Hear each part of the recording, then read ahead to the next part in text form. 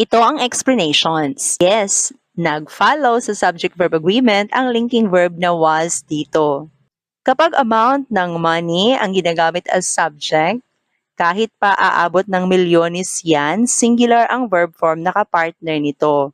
Dahil ito ay tumutukoy sa total amount or kabuuan ng pera na tinutukoy. Applicable ang ganitong sitwasyon na tumutukoy sa kabuuan or total amount sa mga measurements kagaya ng mga distance or height and weight or kahit sa amount ng oras, yung length of time.